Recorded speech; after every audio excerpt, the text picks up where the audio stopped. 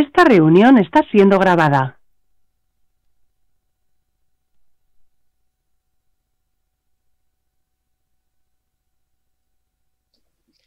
Buenos días, queridos estudiantes, ¿cómo están?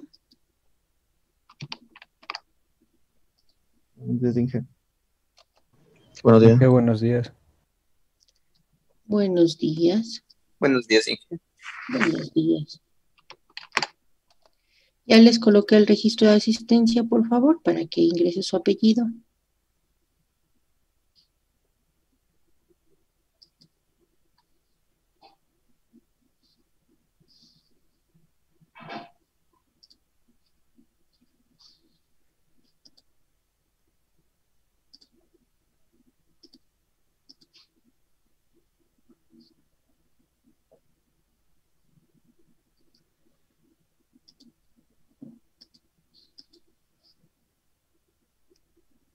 Y vamos a continuar con las exposiciones, por favor. Le toca al señor Chávez. Buenos días, Inge. Ya le comparto la pantalla. Abuelita.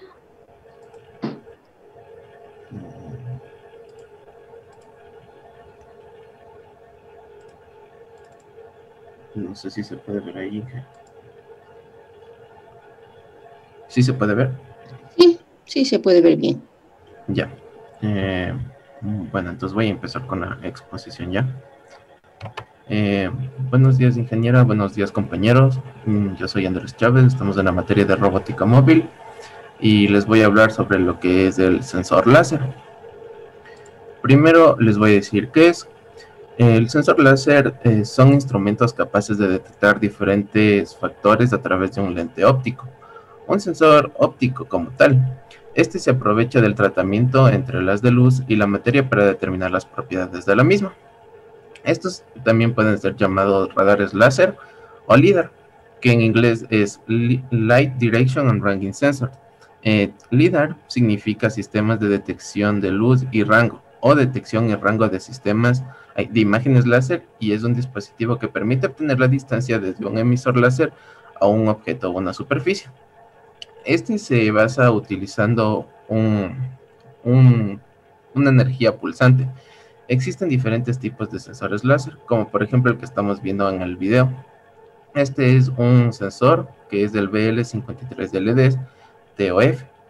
Este sensor mide el tiempo que tarda la luz en pasar del sensor hasta tocar el objeto y regresar al sensor. Nosotros, como conocemos la velocidad de la luz, podemos calcular la distancia entre ese objeto y el sensor. Para obtener más información acerca del entorno, generalmente nosotros también tenemos sensores láser que giran, como podemos ver en la parte de atrás, y así se pueden obtener información del entorno, incluso si es que este está escondido. En resumen, nosotros podemos decir que estos sensores son muy utilizados en la industria, porque prácticamente pueden detectar casi cualquier material. De hecho, pueden detectar materiales como vidrio, plástico, cartón, inclusive metales, y esto por mencionarle los materiales que comúnmente se comercializan. Y lo interesante de estos sensores es que hay algunas que detectan a muy cortitas distancias. Eso quiero decir que tienen un rango que van desde milímetros e inclusive otros que son capaces de detectar a varios metros de distancia. Entonces, lo que nosotros, lo que yo he hecho es hacerle una clasificación según su funcionamiento. Los sensores ópticos más utilizados es el de barrera emisor-receptor, el de barrera reflectiva y el sensor difuso. El de emisor-receptor funciona de la siguiente manera. El emisor emite una luz y el receptor, que se encuentra en una carcasa diferente, como podemos ver en este caso que está enfrente, es decir, está separado. Cuando un objeto interrumpe esta emisión de luz del receptor, el receptor envía una señal al procesador y así realiza la acción que nosotros deseamos. El de barrera reflectiva, este es el que tiene el emisor y el receptor en la misma estructura, como podemos observar. Este sistema posee un elemento reflector, que valga la redundancia, este va a reflejar la luz que está emitiendo el emisor y el receptor lo va a recibir a dicha luz.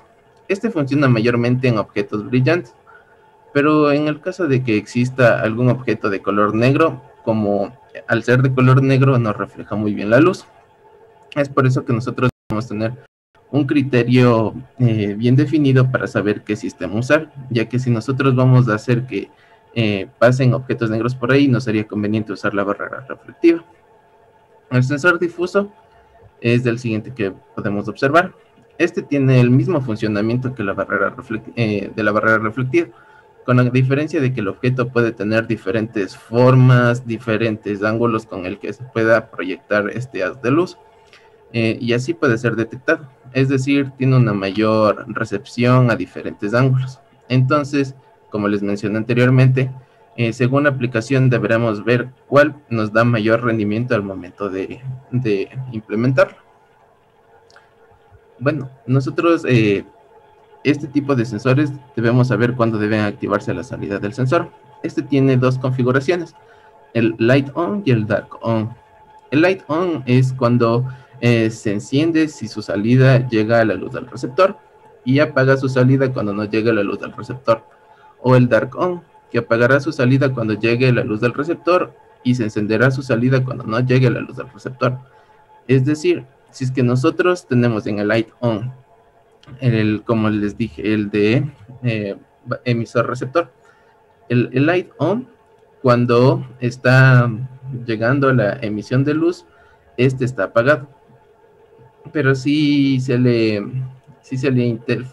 prendido, perdón. Y si pasa un objeto a través de este se apaga. En cambio, el Dark On es que cuando está llegando la luz al receptor, este está mandando una señal 0 o está apagado. Y cuando se le interrumpe, está encendido.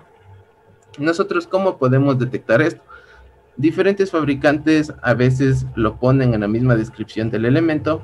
A veces nos toca ver nosotros en el datasheet, generalmente manda con el Light On.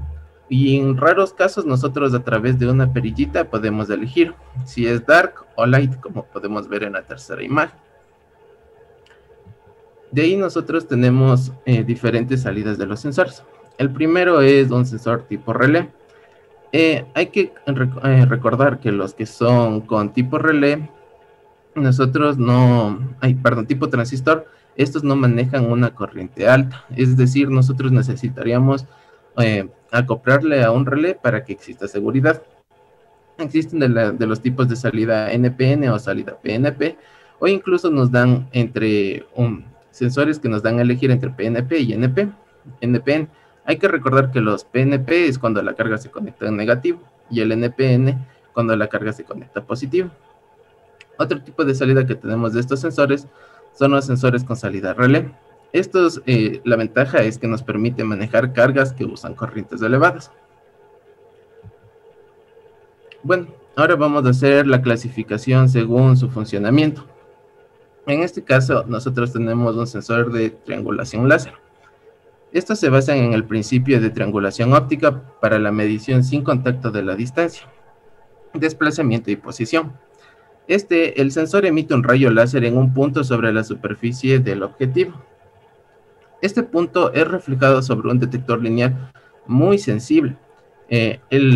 Este cambio de posición del puntero láser se visualiza en el detector y es procesado por un procesador de señal.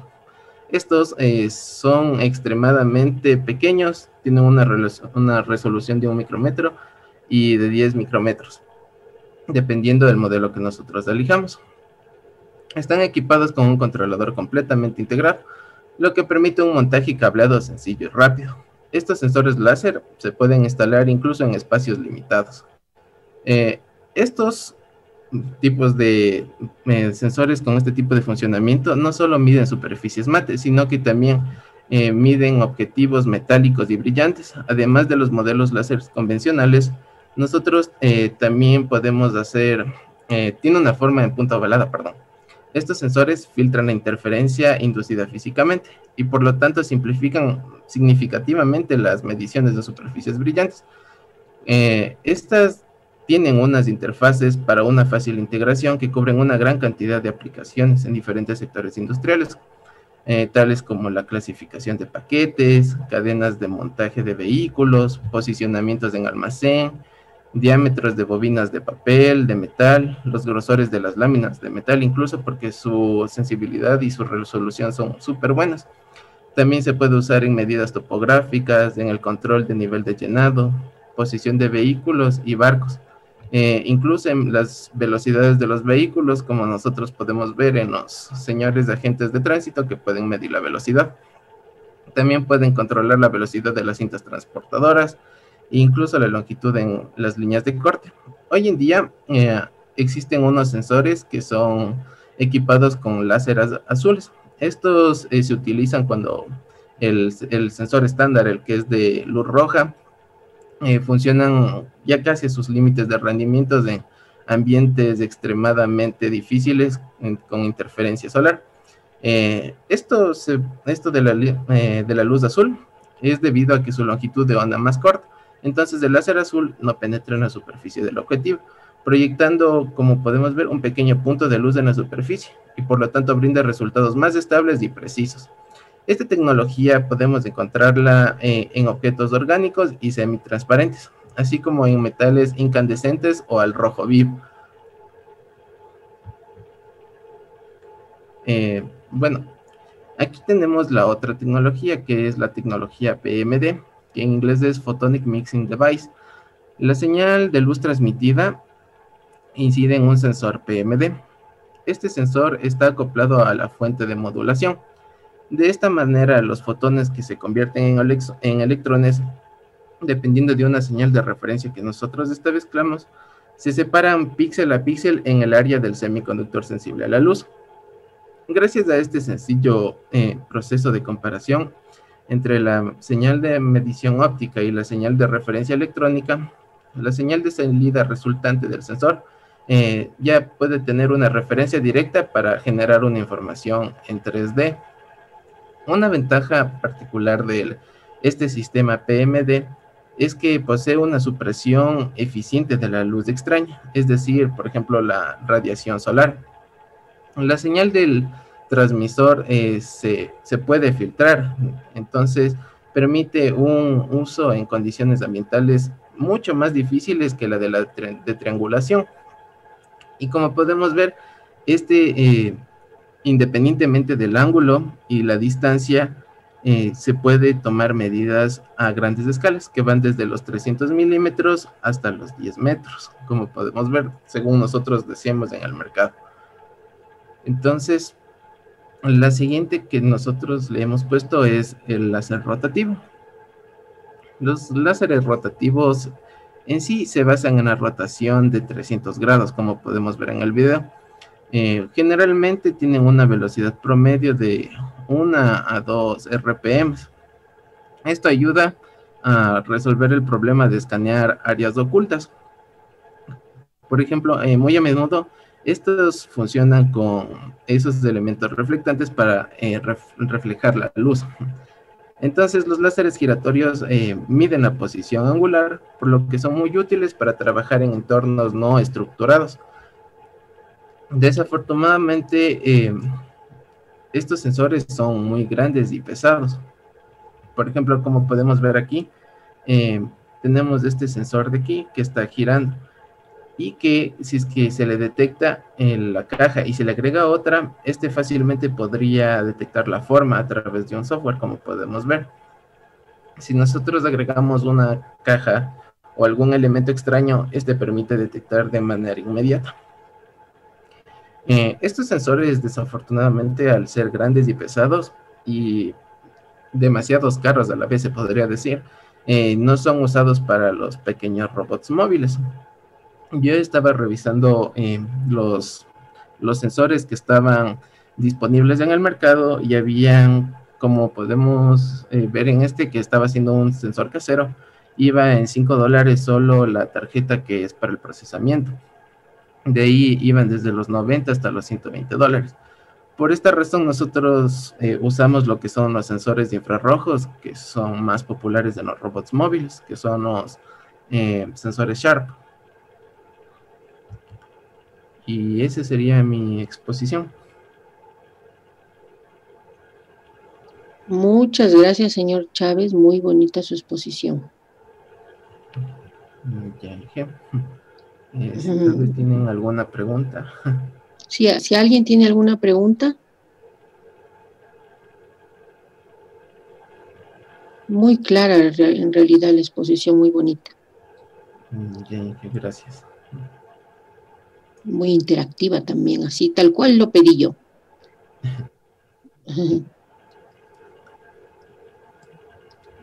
Esa sería mi Vamos. exposición, Inge.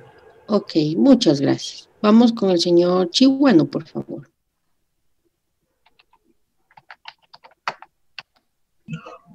Ya dije, ya comparto.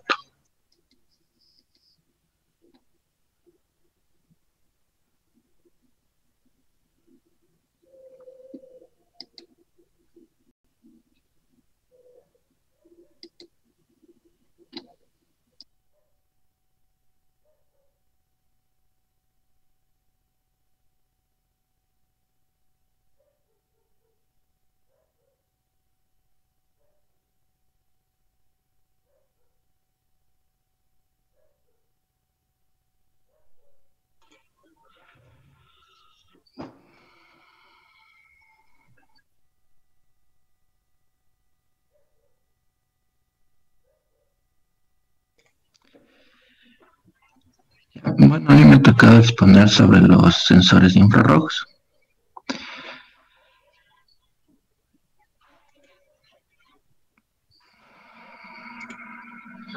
Ya, ¿qué es un sensor infrarrojo? Es un tipo de dispositivo optoelectrónico que tiene la capacidad de medir la radiación electromagnética infrarroja que emiten los cuerpos que se encuentran dentro de su campo de visión.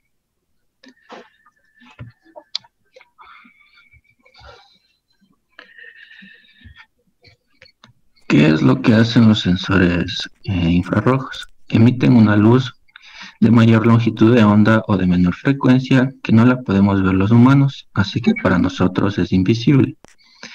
Esta luz choca contra una superficie blanca y se refleja y llegará al fototransistor.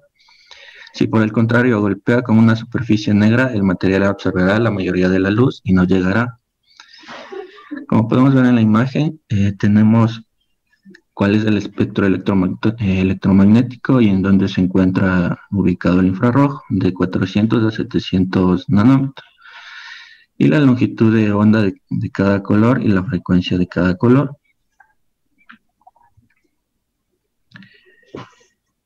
Ya, la distancia de detección en las fotocélulas o de los sensores infrarrojos, cuando son reflexivas, van a depender directamente del color del objeto que se va a detectar, debido a que cada color tiene un factor de reflexión de la luz diferente.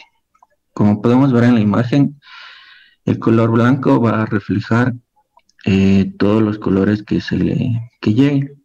Por ejemplo, en el color azul, el color rojo va a ser absorbido y no se va a poder reflejar. El color negro absorbe todos los colores.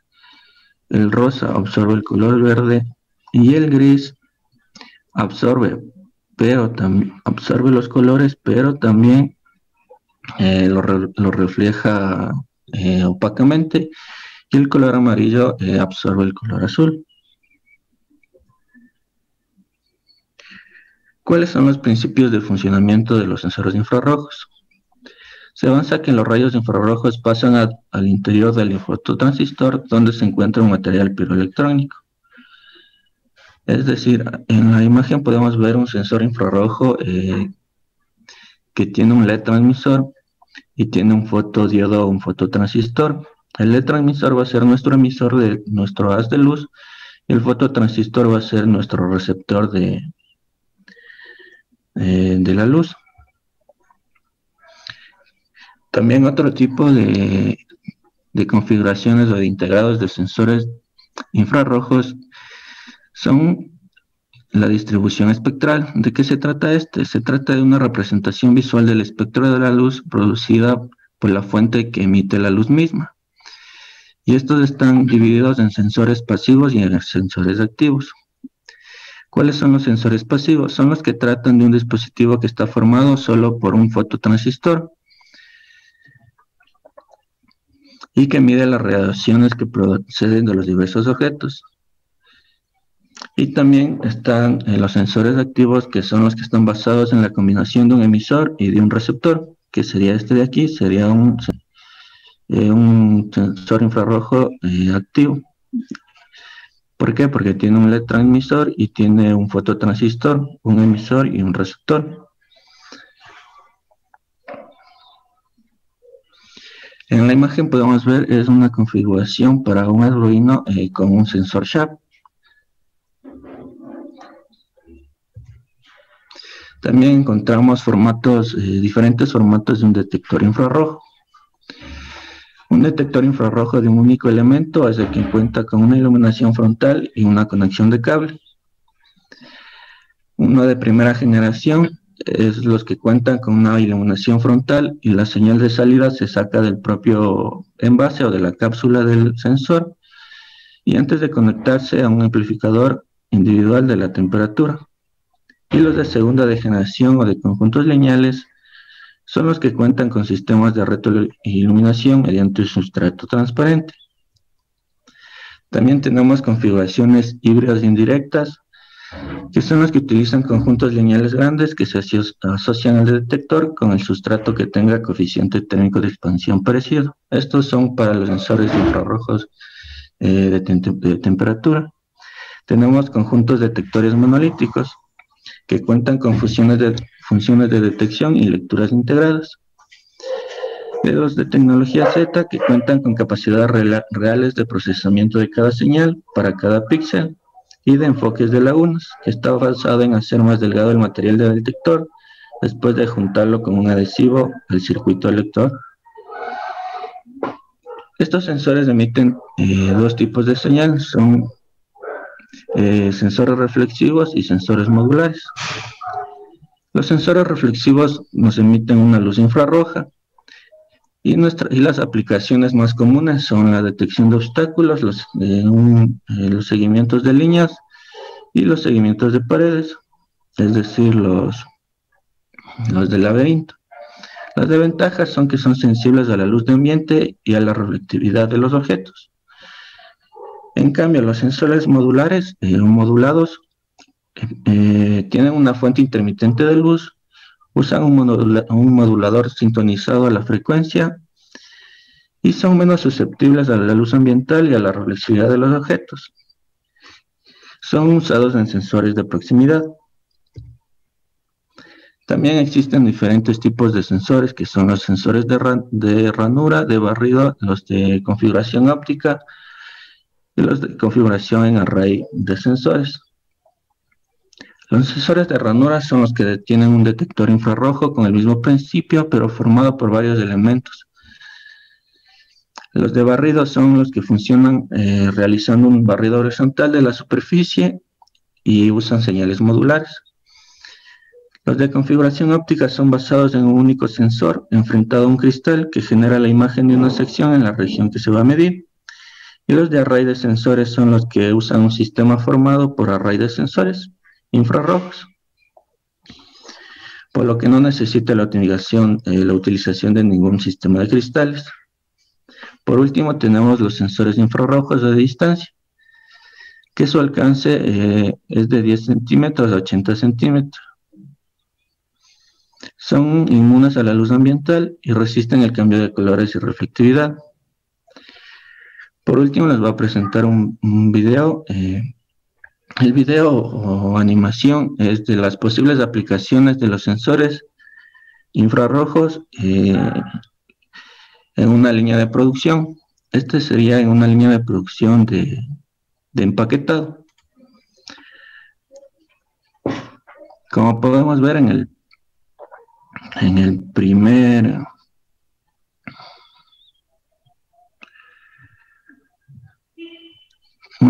la primera banda transportadora se encuentran las cajas y en la segunda banda transportadora en la primera se encuentran los paquetes y en la segunda se encuentran las cajas.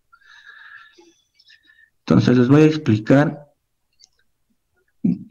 cada uno de los sensores que se utiliza en esta línea de producción o de empaquetamiento.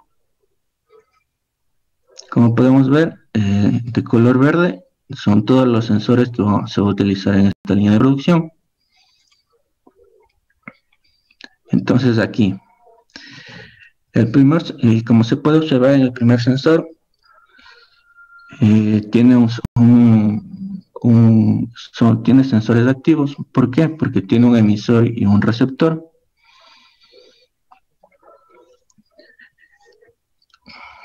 Y como nos dice en el ejemplo, ¿cuál estamos utilizando? Nos dice que es un B1 JBB F4. ¿Qué características tiene este sensor? Este sensor es un sensor fotoeléctrico. ¿Y qué es un sensor fotoeléctrico? Son aquellos que responden al cambio de intensidad de una luz, permitiendo la activación o desactivación de una señal en función de los valores que recibe de la luz. Como les decía, se componen de un emisor y de un receptor. El emisor es encargado de generar la luz y el receptor es el responsable de detectar cualquier variación que se produzca en la luz generada. Existen varios tipos de sensores fotoeléctricos. Existen las fotocélulas de barrera, las fotocélulas autorreflexivos, pero ¿qué tiene de común este sensor? Este tipo de sensor que se utiliza en esta línea de producción es un sensor autorreflexivo con supresión de fondo o de primer plano. ¿Y qué quiere decir esto? En este caso, como se puede ver, el sensor está apuntando hacia abajo. ¿Por qué? Porque así se delimita la zona de detección. Y de esta manera, cualquier objeto que se sitúe sobre la superficie de fondo será detectado por el sensor.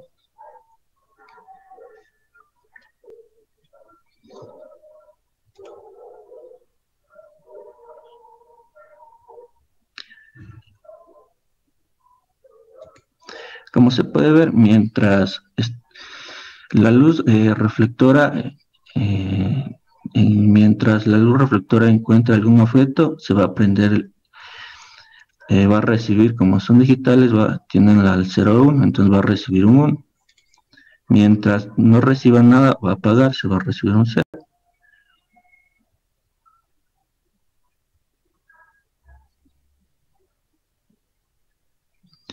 Bueno, este es un sensor, no es infrarrojo, es un sensor. Este en cambio es un sensor de proximidad inductivo, el segundo que se utiliza aquí. Ya, aquí.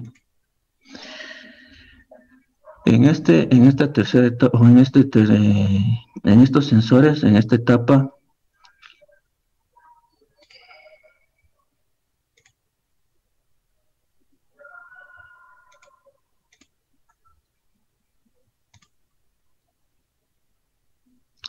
vamos a utilizar otro tipo de sensores.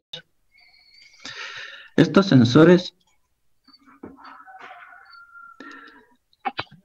son sensores también fotoeléctricos, pero ¿cuál es la diferencia? Que son difusos o reflectivos. Estos nos dicen que estos sensores son los encargados del nivel del cargador de cajas. ¿Qué es lo que hace? Supervisa el nivel de las cajas en la pila que aún no han sido elegidas. Y si el cargador está bajo, el sensor láser enviaría una señal para alertar al operador que se encargue de las cajas para aumentar el nivel de las cajas y evitar el apagado de la máquina. Este es el sensor de arriba. El sensor de abajo también es el mismo clase de sensor fotoeléctrico, pero ¿de qué se encarga? Supervisa el nivel de las cajas en la pila que aún no han sido elegidas. Y si el cargador se vacía, el sensor enviará una señal que apagará la máquina. Como podemos ver, aquí tienen 3 colores. Cuando está en verde es que el proceso está ocurriendo de manera correcta. En el amarillo es que tiene algún error, pero va a seguir corriendo las bandas, y en el rojo se van a detener totalmente se va a detener totalmente el empaquetamiento. ¿Y cuándo funciona cada uno? Aquí, en el color amarillo, ¿qué es lo que pasa? Cuando el sensor de arriba detecte como que la caja entró a destiempo o está adelantada, entonces va a seguir funcionando. Pero si el haz de luz está a destiempo, entonces este ya está funcionando incorrectamente. No funciona incorrectamente, sino que se ha adelantado, pero va a seguir funcionando.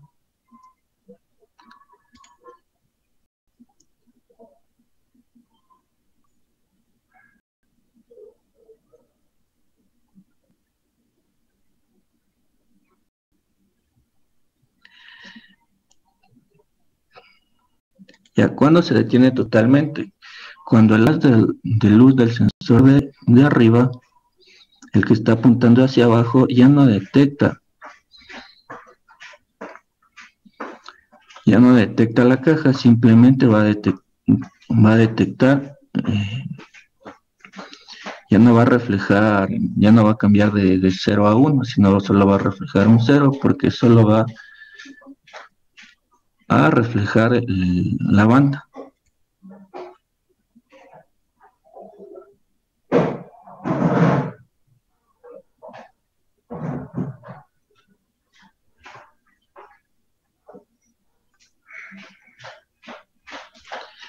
Ahora, en la siguiente etapa, ¿qué es lo que pasa?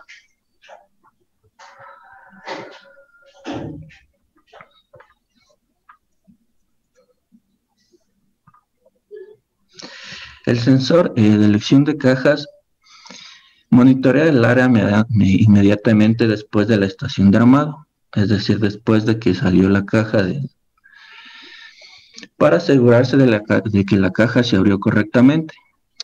Es decir, la caja está abierta en ambos lados. Y estos son colocados correctamente para recibir el paquete. Este sensor de supresión de fondo, como les decía, es utilizado para detectar la caja y ignorar la cinta transportadora debajo del sensor utilizado. Además, también el otro sensor, el que está aquí, es el que detecta el área en el que se está trabajando o el que está trabajando la caja. Y el sensor de acá detecta que la caja está abierta.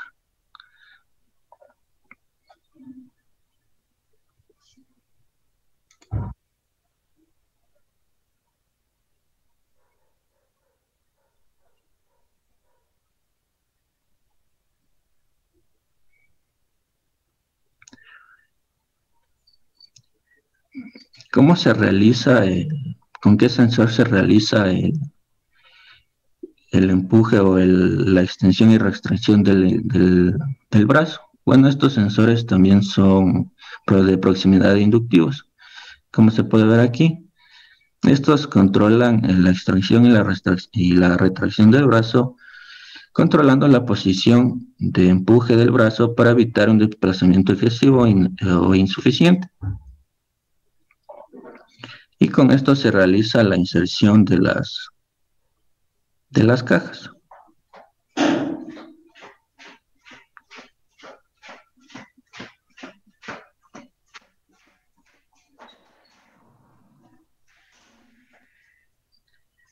Para la última etapa también, o la de la verificación, que utilizamos un sensor infrarrojo. ¿Qué es lo que hace? Son sensores de solapa de caja.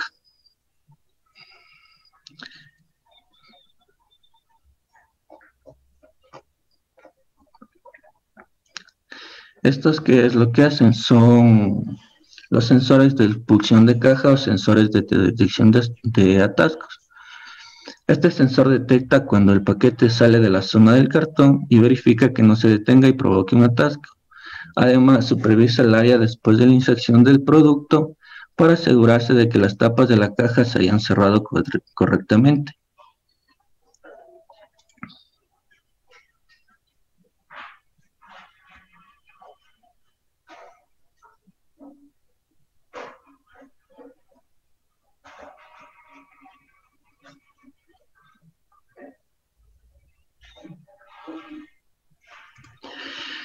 Por último, tenemos un sensor reflexivo y con reflector.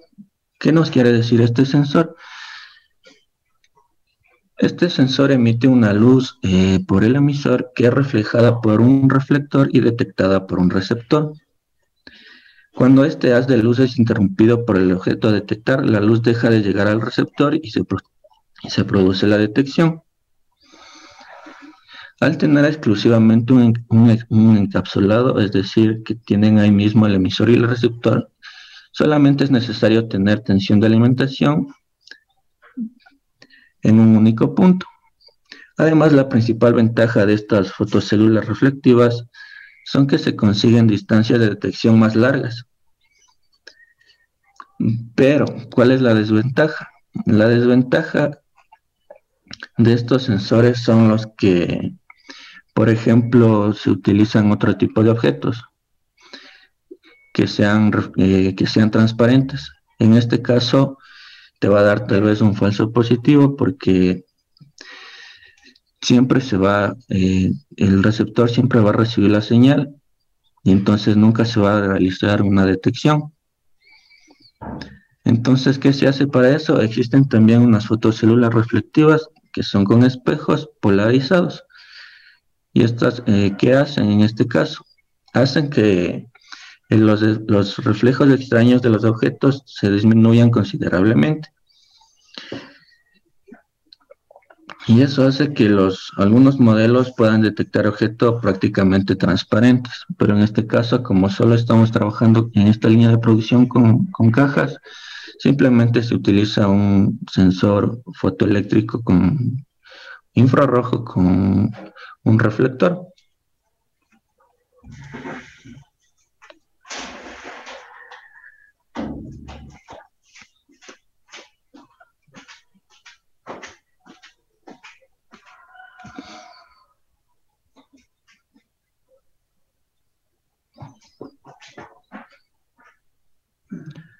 Bueno, eso sería todo lo que les puedo decir sobre los sensores infrarrojos.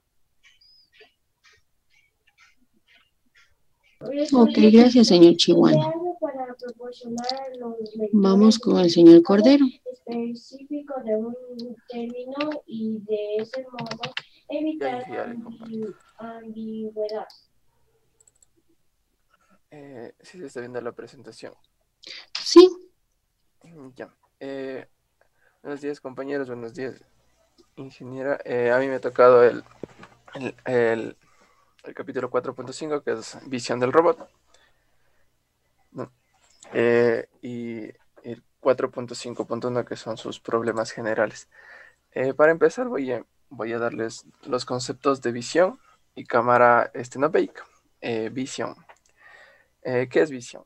La visión del robot es la capacidad de un robot para ver y reconocer objetos a través de la colección de una imagen de la luz reflejada por estos objetos, y luego interpretar y procesar esta imagen. Todo el proceso dicho anteriormente se realiza con sensores ópticos o visuales, que son las cámaras, y equipo electrónico adecuado para procesar, analizar imágenes visuales y reconocer objetos de interés en cada aplicación robótica. Cámara estenopeica. Se utiliza un modelo de cámara estenopeica ideal para representar una lente ideal y asume que los rayos de luz viajan en línea recta desde el objeto a través del orificio hasta el plano de la imagen. La cámara estenopeica es el dispositivo más simple que captura con precisión la geometría de la proyección en perspectiva. El agujero de alfiler es una pequeña abertura y la imagen del objeto está formada por la intersección de los rayos de luz con el plano de la imagen. Este mapeo de las 3 dimensiones a 2 dimensiones se llama proyección en perspectiva.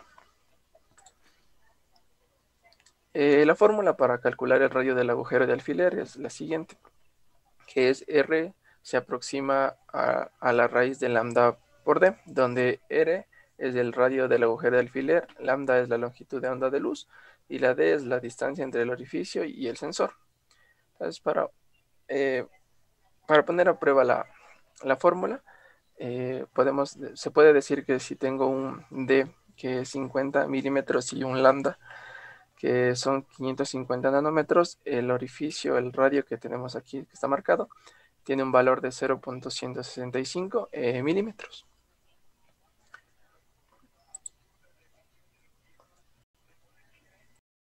Las distorsiones del lente desplazan los puntos de la imagen de sus ubicaciones ideales del modelo estenopeico en el plano del sensor, y las distorsiones del lente se pueden distinguir por lo siguiente.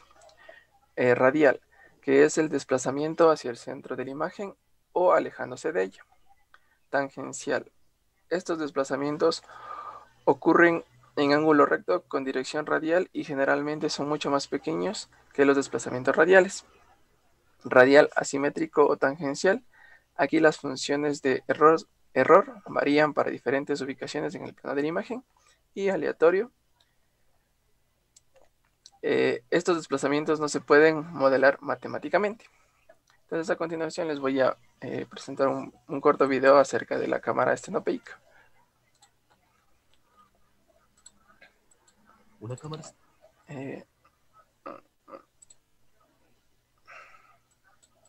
estenopeica no sé si es que se logra escuchar. sin lente, una cámara oscura. Se escucha bajito, ¿le puedes subir un poquito el volumen? Gracias. Que consta un estenopo. Una cámara estenopeica es una cámara sin lente, una cámara oscura que consta un estenopo, lo que quiere decir un agujero pequeño u orificio por el cual entrará la luz y por el cual se determinará una formación de la imagen. Posiblemente nunca se sepa quién descubrió la cámara estenopeica con exactitud, pero fue en la antigua Grecia cuando surgió la necesidad de saber sobre el fenómeno lumínico, y fue el filósofo Aristóteles quien sostuvo que los elementos que constituyen la luz se trasladan de los objetos al ojo del observador. Para probar su teoría, construyó la primera cámara oscura de la que se tiene noticia en la historia. Fue hasta la segunda mitad del siglo XV cuando Leonardo da Vinci, sí, ese Da Vinci, el que pintó la Mona Lisa, redescubrió el funcionamiento de la cámara oscura y le agregó una utilidad práctica, por lo que se le otorgó el crédito de su descubrimiento. A partir de ese momento, se utilizó como herramienta auxiliar del dibujo y de la pintura. ¿Y cómo funciona la cámara estenopeica? La luz penetra por el estenopo al interior de nuestra cámara oscura y proyecta en la pared opuesta a este una imagen de los objetos que se encuentren delante del estenopo. Si colocamos un material fotosensible donde se proyecta la imagen, conseguiremos la fotografía.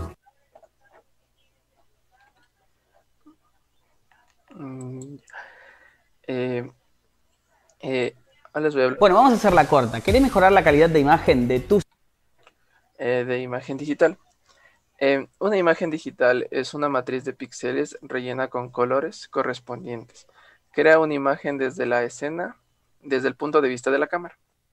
Las cámaras que se utilizan en la visión robótica son principalmente las cámaras de televisión, que constan de un tubo o un sensor de imagen de estado sólido y los componentes electrónicos asociados.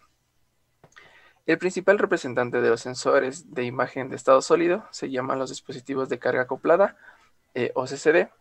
Aquí podemos observar un diagrama del funcionamiento de las cámaras de televisión, donde las imágenes pasan a la cámara. De la cámara se dirigen hacia un transmisor, hacia una antena de una señal electromagnética, y eso es lo que nosotros observamos en la televisión normal. Es lo que se puede observar. Las cámaras de televisión tienen en su interior un objeto que se llama el tubo Vidicon, que el tubo Vidicon es uno de los múltiples elementos que constituyen una cámara de video, la cual convierte la luz en valores de tensión, que es energía eléctrica. Para su correcta transformación se suelen emplear de 1 a 3 tubos Vidicon en las cámaras. En los tubos Vidicon, el haz de electrones escanea toda la superficie del objeto 30 veces por segundo. Cada escaneo completo consta de 525 líneas, de las cuales 480 contienen información de la imagen. A veces, el marco consta de 559 líneas, con 512 líneas que contienen los datos de la imagen. Los dispositivos de carga acoplada. Los dispositivos de carga acoplada son circuitos integrados que contienen un número determinado de condensadores enlazados o acoplados. Estos están bajo el control de un circuito interno. Cada condensador puede transferir su carga eléctrica a uno o varios de los condensadores que están en el circuito impreso. En la actualidad, Estos chips, los chips CCD, son muchos más populares en aplicaciones profesionales y en cámaras digitales. Estos dispositivos de imagen de estado sólido CCD poseen una serie de ventajas sobre las cámaras de tubo. Son de menor peso, menor tamaño, mayor duración y menor consumo de energía. Sin embargo, la resolución de algunos tubos de video aún supera las capacidades de los dispositivos de carga acoplada. Entonces, como podemos observar aquí en las dos imágenes, aquí está el chip y aquí está el tubo vídeo. Entonces podemos observar que el chip claramente tiene las ventajas dichas anteriormente. Ya, los dispositivos de carga acoplada se distinguen en sensores de escaneo de línea y sensores diario. El componente fundamental de un sensor dispositivo de carga acoplada CCD o CCD es el escaneo lineal en una fila de elementos de imagen de silicón llamado fotocitos. Y los fotoelectrones resultantes se recogen en los fotocitos, y la cantidad de carga recogida en cada fotocito es proporcional a la intensidad de la iluminación en ese lugar. Entonces, se puede decir que es obvio que las cámaras realmente convierten la realidad 2D o 3D en representaciones 2D. Esto se puede observar claramente en una fotografía común, aunque mediante el postprocesamiento pueden reconstruir representaciones 3D a partir de las imágenes 2D iniciales. Las cámaras no son dispositivos libres de errores. Como podemos observar aquí en esta imagen, en imagen 2, la línea azul es lo que la persona puede observar antes de la foto. Y la línea roja es lo que saldrá en la foto, o sea, se plasmará en la fotografía. Entonces, si la imagen está en movimiento, se puede distorsionar.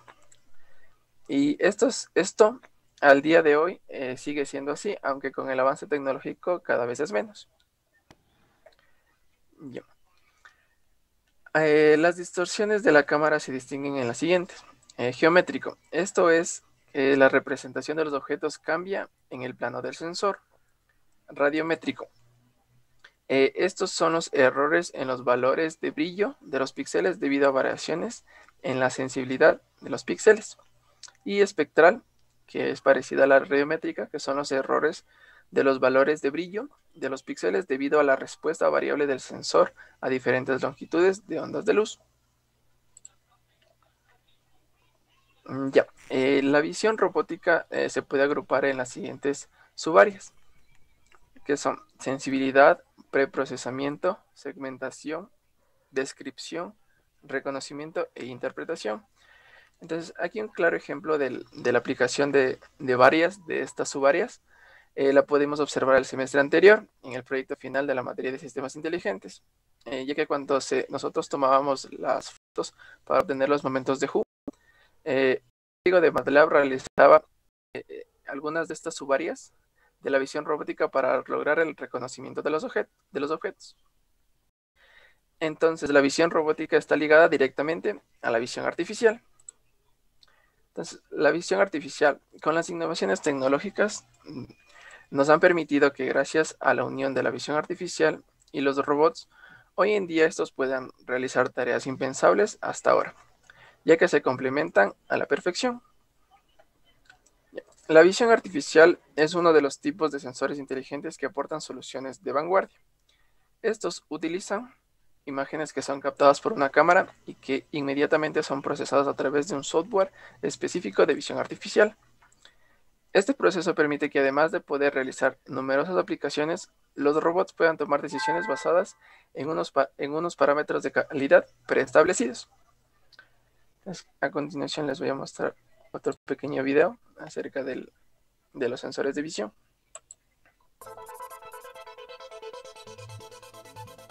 Many sensors can measure part dimensions, but what good are pixel values?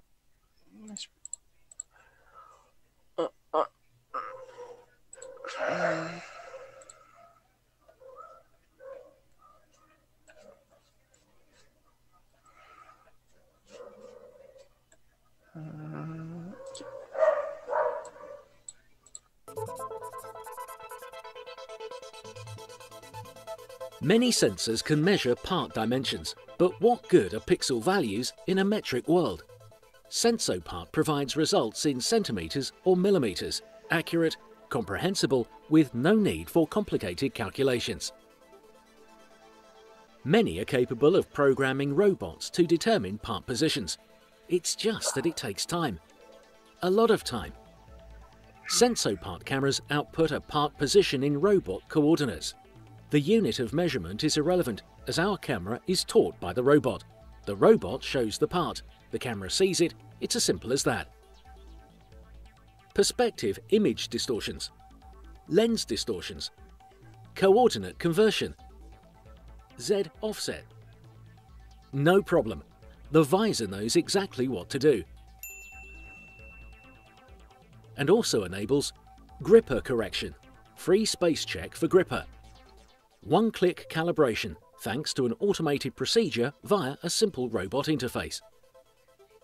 SensoPart. We make sure sensors and robots speak the same language.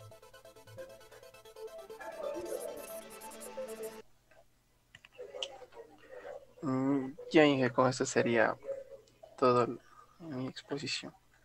Muchas gracias, señor Cordero. Bonita su exposición. Muchas gracias. Vamos con el señor Estrella, por favor. Ya le comparto la pantalla. Ok.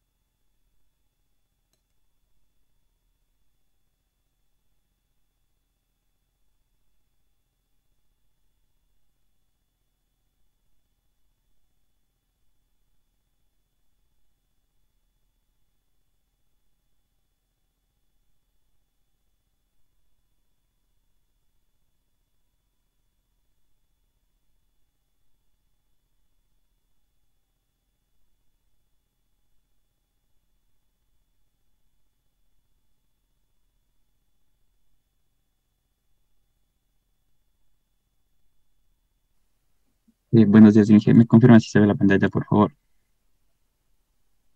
Sí, estamos viendo. Empiece nomás. Ya. Buenos días, Inge. Buenos días, compañeros. A mí me ha tocado exponer sobre la detección de la visión robótica. Bueno, en la subárea de detección de la visión robótica incluye la siguiente.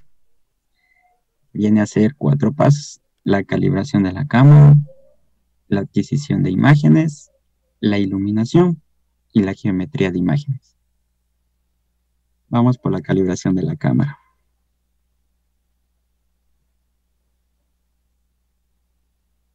Ya.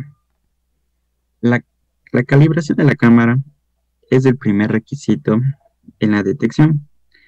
Tiene que ver con la corrección de los desplazamientos de la imagen que ocurren debido a las características de la cámara.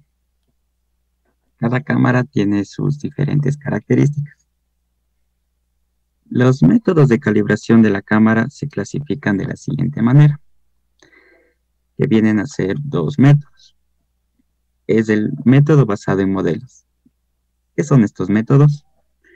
Bueno, estos métodos son donde las características dominantes específicas del error se modelan y se corrigen. En este modelo se utiliza normalmente un polinomio de segundo, tercero o cuarto orden. También los mínimos cuadrados o técnicas de interpolación, los cuales se utilizan para determinar los valores de los coeficientes que conducen a un mejor modelo de error. El siguiente, el método basado en mapeo. ¿Qué son estos métodos? Este es uno que requiere un mapeo adecuado de realidad a imagen o de imagen a realidad. En este método importa tener un mapeo explícito de la imagen a la realidad.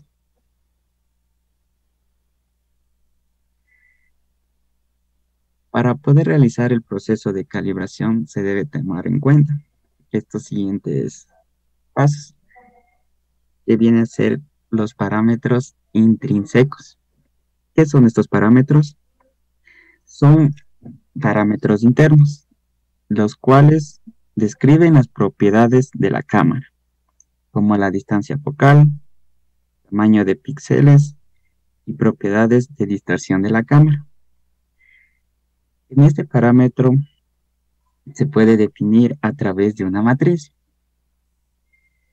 donde f de x y f de y son las distancias focales, y c de x y c de y son los desplazamientos del eje óptico respecto al chip de la cámara. También tenemos los parámetros extrínsecos. ¿Qué son estos parámetros?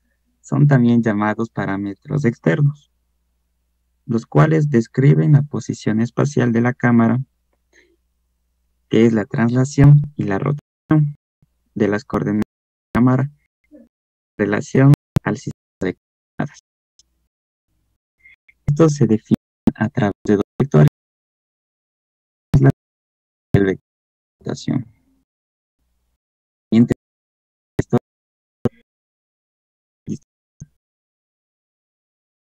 Que se la geometría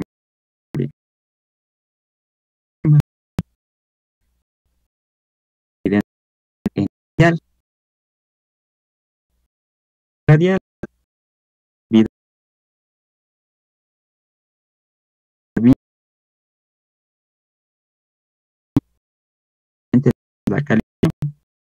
la calibración suele emplear patrones ya preestablecidos. Por último tenemos el error de proyección. ¿Qué es el error de proyección? El error de proyección es una estimación sobre el error que comete el sistema entre los puntos de la imagen en el mundo real y los puntos de patrón de referencia. A continuación les voy a presentar un ejemplo de la detección de visión robótica.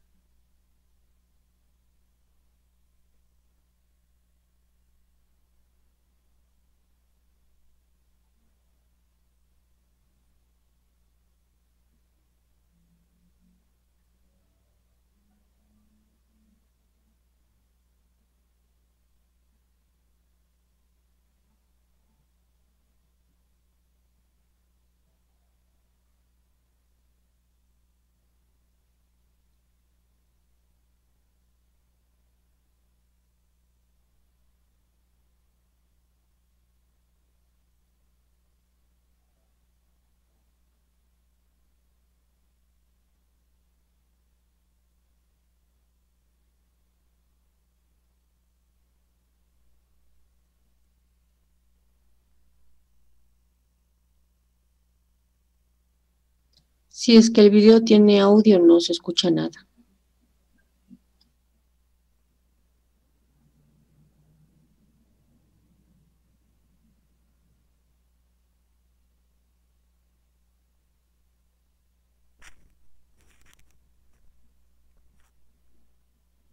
Ya dije, perdón.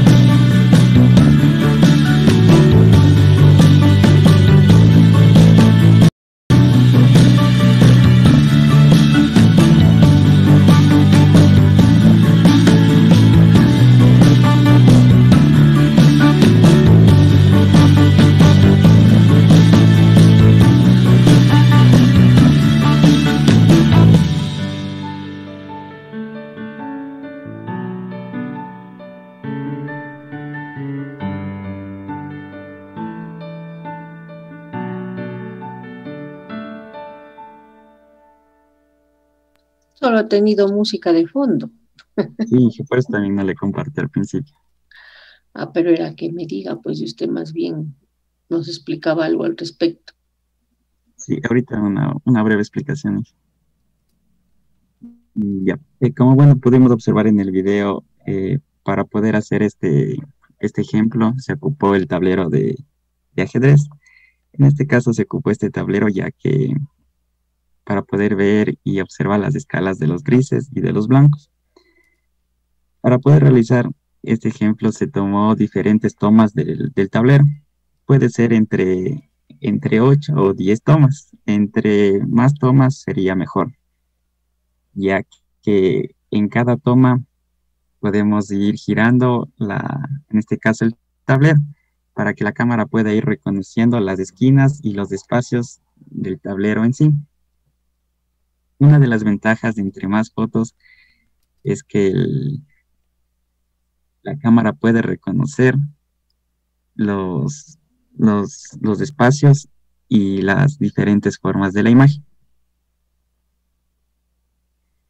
Como siguiente tenemos la adquisición de la imagen. ¿Qué es la adquisición de la imagen? Es la información visual que se convierte en señales eléctricas por sensores visuales y equipos electrónicos asociados. También cuando se encuentra espacialmente y cuantificadas en amplitud, estas señales visuales producen una imagen digital.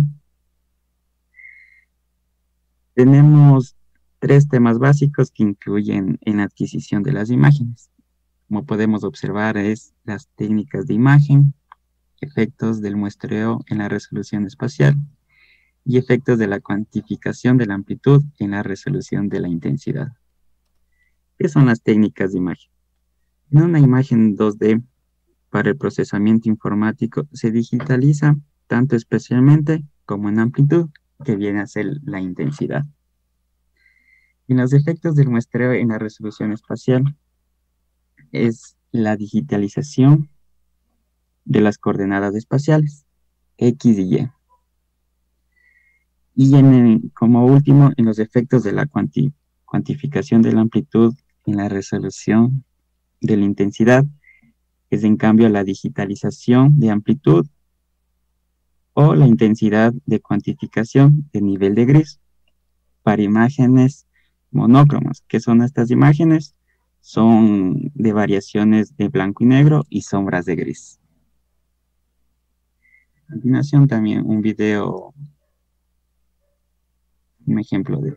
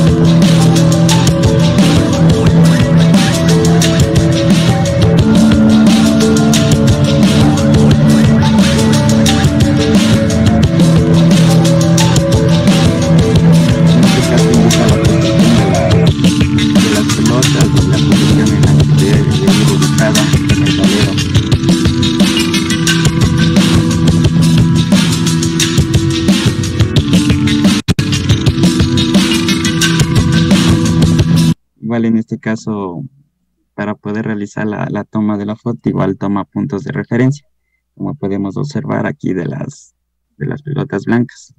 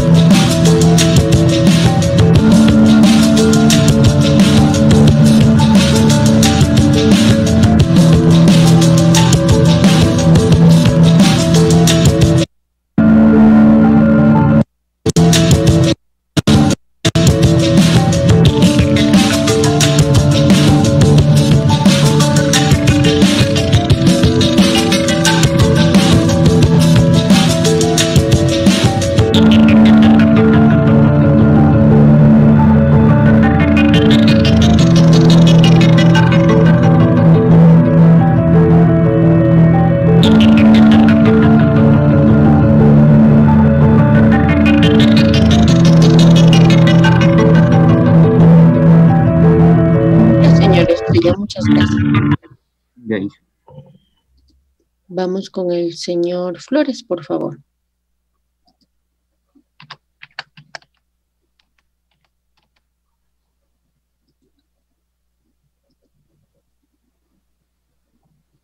Buenos días, Inge. Buenos días.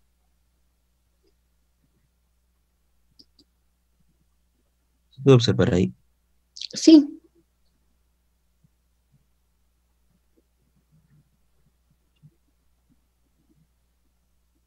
Bueno, siguiendo la parte de lo que era la detección en la visión robótica, ahora nos tocaría hablar de lo que es la parte de la iluminación. La iluminación es uno de los factores más críticos dentro de la visión artificial.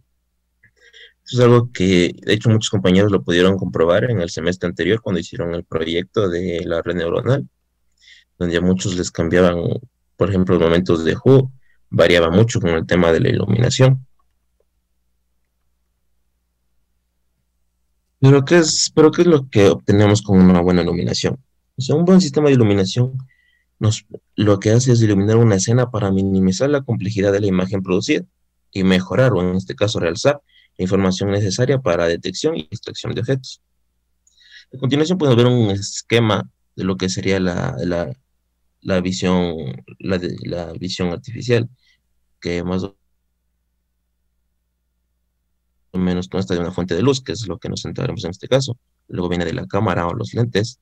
Esto pasa a una tarjeta de adquisición que transformará la imagen si es análoga a digital, o si es digital, pues simplemente la procesa y lo pasará al algoritmo de procesado.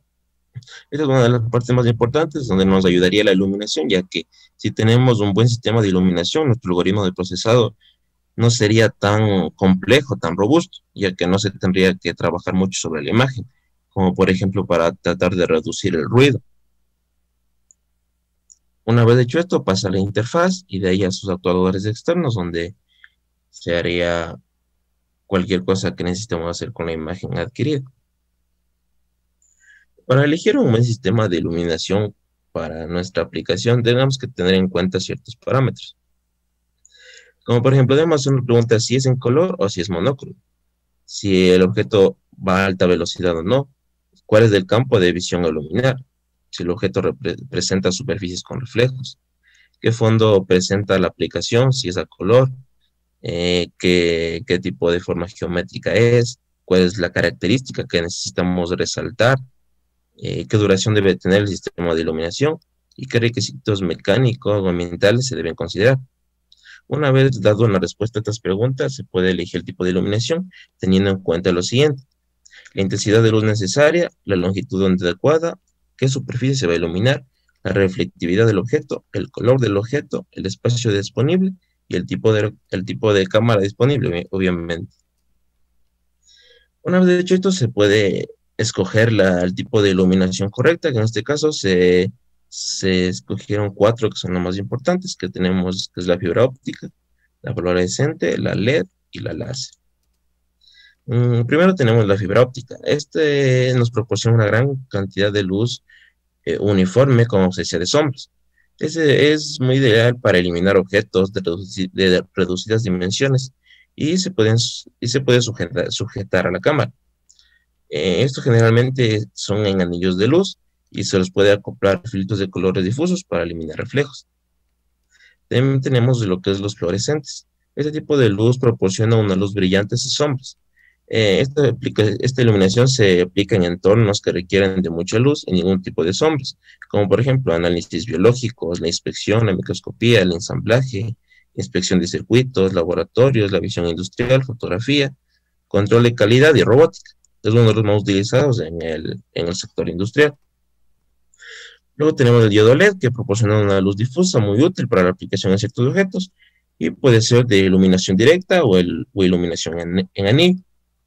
Por último tenemos la iluminación láser. Estos Estos son patrones láser que se utilizan mayoritariamente en aplicaciones de medida de profundidad y de superficies irregulares mediante ópticas especialmente diseñadas. Se puede convertir un puntero láser en diferentes formas y tamaños. Una vez visto el tipo de iluminación, lo que se procede es a utilizar la técnica de iluminación correcta para nuestra aplicación. En este caso tenemos la iluminación difusa.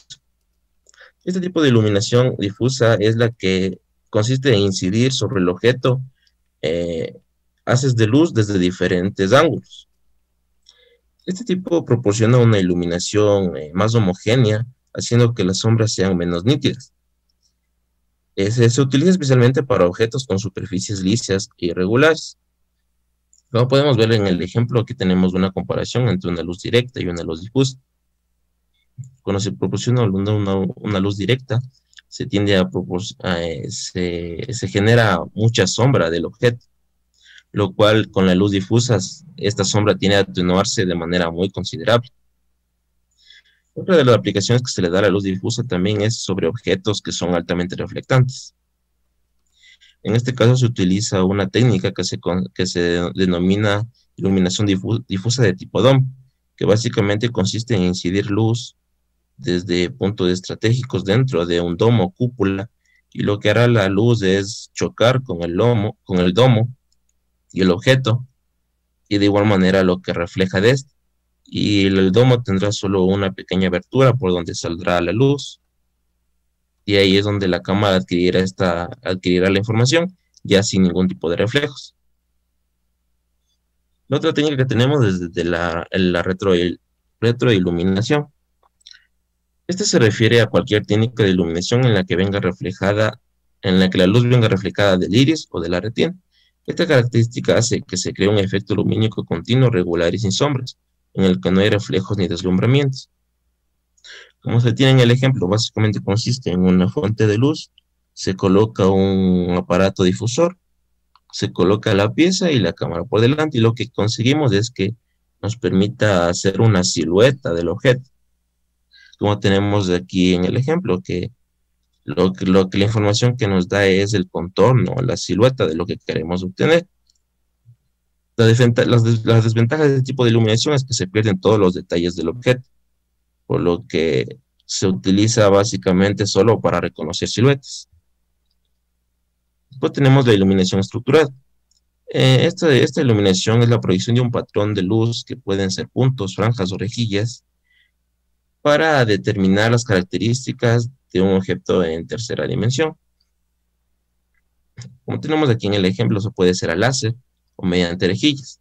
Aquí mediante rejillas, lo que se hizo es un reconocimiento en 3D de una figura. Luego tenemos la iluminación direccional. Es aquella en donde se utiliza un rayo de luz o láser altamente dirigido para inspeccionar las superficies de los objetos. Por lo general se utiliza para detectar hoyos o arañazos sobre la superficie. Como podemos ver en la figura, se inciden los haces de luz de manera directa sobre el objeto, y estos se reflejan, y esta es la información que recibe la cámara. Aquí tenemos una pequeña comparación, como ya mencioné antes, de la luz directa y difusa. La desventaja de la luz direccional es que se genera una gran cantidad de sombra, por lo que es ideal para aplicarse cuando la información que necesitemos se encuentre sobre la superficie luminar, y la información que se obtenga en donde se genere la sombra no se necesita.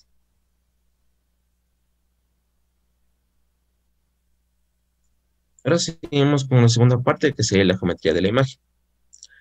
La relación de la posición del punto de F, de X y Y en el plano de imagen 2D y el punto correspondiente de F, X0, Y sub 0 y Z sub 0 en el espacio real tridimensional se determina por las leyes de la óptica. ¿Pero cuáles son las leyes de la óptica? La primera ley de la óptica nos dice que la luz se propaga siempre en línea recta. La segunda ley nos dice que los rayos de un haz luminoso son independientes entre sí. La tercera ley nos habla de la ley de refracción, y la cuarta ley es la ley de reflexión, la cual incluye ciertos parámetros.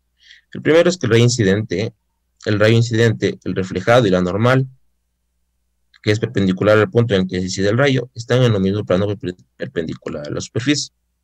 Segundo es que el ángulo de incidencia es igual al ángulo de reflexión.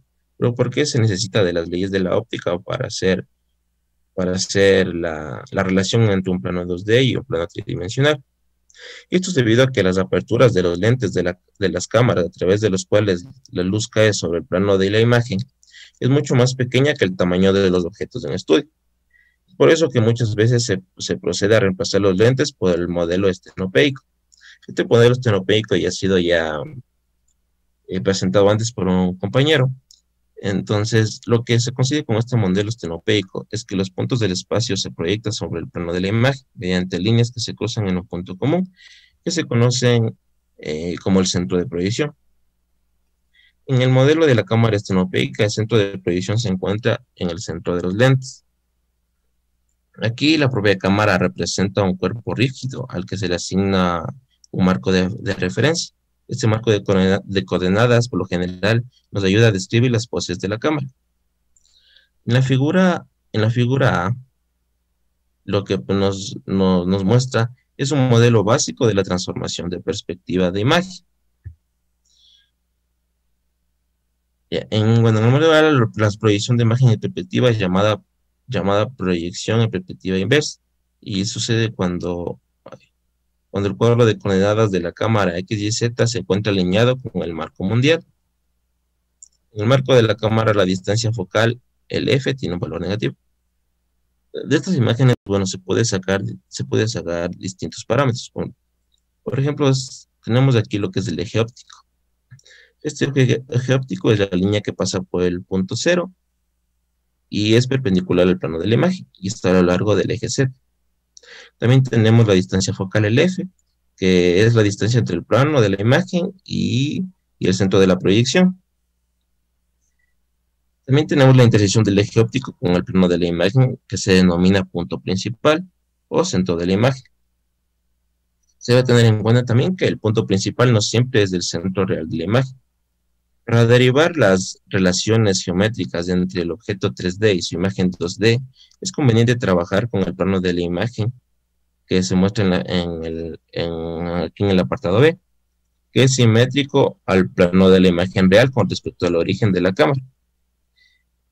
La parte que tiene una distancia focal positiva. Para poder tener la transformación, en este caso, para poder tener la transformación de perspectiva, se va a hacer un análisis desde la figura B.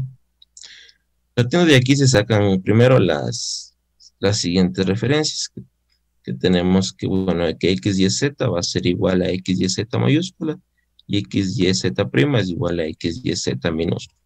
De R es igual a R mayúscula, R prima es igual a R. ¿Qué es la R? La R, pues tenemos que es la distancia entre nuestro punto a nuestro eje óptico o el eje Z. La R minúscula, bueno, viene a ser desde nuestro punto acá y acá, y la R prima es de nuestra imagen, desde nuestro punto proyectado, por así decirlo, que bueno, no se puede ver aquí, pero aquí está la R prima. Entonces, bueno, se usan primero los triángulos, en este caso se usa el triángulo A, o A', B', y O y AB, en donde se define la siguiente igualdad, donde la distancia focal sobre Z es igual a R, en este caso sería R sobre R'. De los siguientes triángulos de A', B' y C' y ABC, se obtiene que X es igual a X mayúscula, Y igual a Y mayúscula y R igual a R mayúscula. La Z no se pone porque, bueno, en la imagen equivalente al plano están solo en coordenadas de X, Y, por lo que Z sería 0, entonces se omite esta parte. Ya de las relaciones anteriores se pueden obtener las siguientes ecuaciones de proyección en perspectiva hacia adelante, obteniendo X y Z. Pero lo que sucede es que estas ecuaciones son no lineales debido a la división por Z. Entonces, entonces aquí se procede a hacer la transformación para que se conviertan en una proyección de perspectiva lineal. Antes de eso, hay que hacer un hincapié sobre qué es la transformación en perspectiva. Básicamente la transformación en perspectiva consiste es la proyección perspectiva de un plano que se colocado en un espacio 3D. Aquí tenemos un ejemplo claro de una imagen original y aquí tenemos la transformación en perspectiva. Aquí tenemos igual un ejemplo que es más o menos lo que tenemos en la sección anterior, pero aquí ya con un ejemplo en donde se ve, aquí tenemos el plano de proyección y aquí tenemos nuestra proyección en perspectiva. Entonces, la idea básica de la transformación en perspectiva consiste en que dado un plano, que es la imagen de entrada, se coloca en una posición cualquiera desde el espacio 3D y después se lo proyecta sobre el plano de imagen Z. Entonces, visto esto, para obtener una transformación en perspectiva de manera lineal hacia adelante, se utiliza una representación homogénea. Esta representación homogénea es muy utilizada para describir un punto en el espacio proyectivo. Entonces, a partir de estas ecuaciones de estas afirmaciones que se explicó anteriormente, se procede a generar una matriz, en donde aquí en este caso lambda es un factor escalar y viene siendo igual a 1 sobre z. Entonces, por lo tanto, resolviendo estas matrices, se obtiene la transformación de perspectiva lineal hacia adelante, que lo definimos aquí con el variable p. Ahora es fácil verificar que simplemente si usamos esta matriz de perspectiva inversa, no podemos recuperar un punto 3D de su imagen.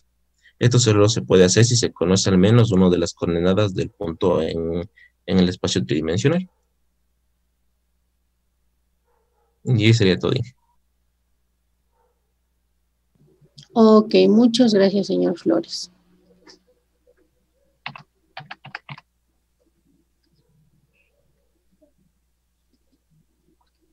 Ya. Ok.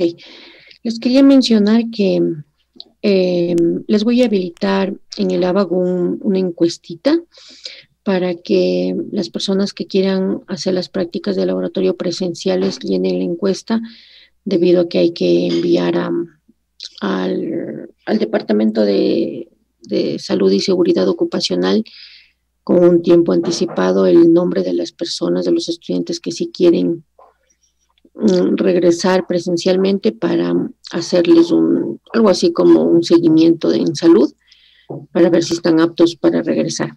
¿Ya? Entonces tendrán en cuenta esa encuestita que les voy a publicar en el ABAC.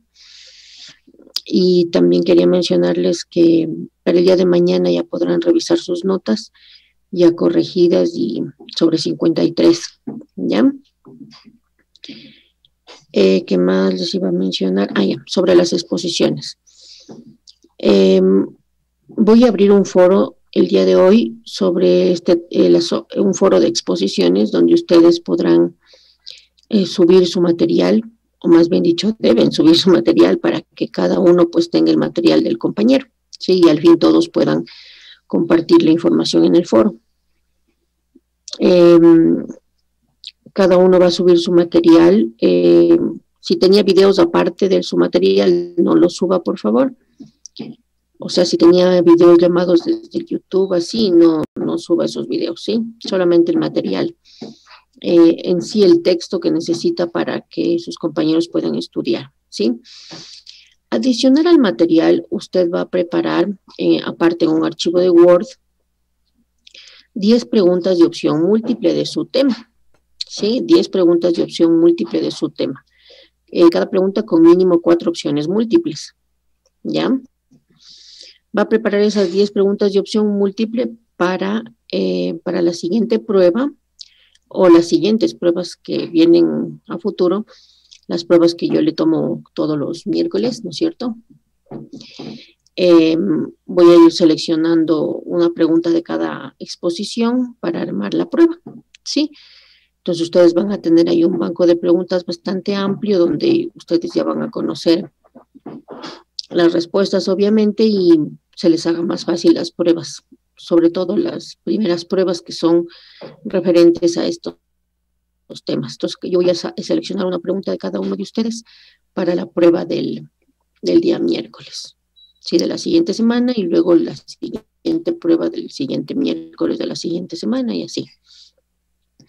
Entonces ustedes van a generar un banco de preguntas de 10 de cada tema, de cada estudiante, ¿sí?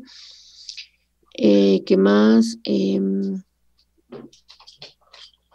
Eso sería todo. ¿Alguien tiene alguna pregunta? Mi mami fue abanderada. Ya tengo para 3 minutos. ¿Alguien tiene alguna pregunta? No, Inge. Ok, No, Inge. ya. Inge, yo tengo una pregunta aparte de la clase. Ya. El compañero Cristian Ojeda me supo manifestar que le ha enviado un correo y no sabe si es que ya leyó la información de ese correo, si tal vez le podría responder, por favor. No me ha llegado ningún correo. No, aquí Ya. hace un momento acabé de revisar y no tenía ningún correo. Ya, entonces con todo yo le digo que le verifique si es que le he enviado bien el correo. Claro, dígale que le verifique. Ya. Ok. Y me hizo olvidar lo que le iba a decir. ¿De qué iba a hablar? Ya. Las prácticas del segundo parcial o sea, no son obligatorias, ¿sí? El que desea asiste a hacer la práctica presencial y el que no desea no asiste. Entonces, el que responda que sí quiere regresar es el que tiene que pasar por el filtro de salud para que ingrese al laboratorio. Y la persona que diga que no quiere realizar la práctica presencial, entonces simplemente no estamos obligados a que vaya presencialmente al laboratorio, ¿sí? Esta persona va a tener que realizar un proyecto en vez de la nota de las prácticas, ¿ya? Eso quería mencionarles en la encuesta que les voy a publicar en el ABAC. Eso nada más, que tengan buen día. Yo tengo una pregunta, pero es fuera del tema, es respecto al proyecto de titulación. La grabación se ha No sé si detenido. podría hablar con usted.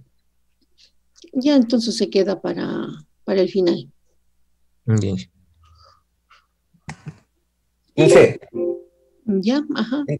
una pregunta. Entonces las prácticas de laboratorio ya no serían de forma virtual.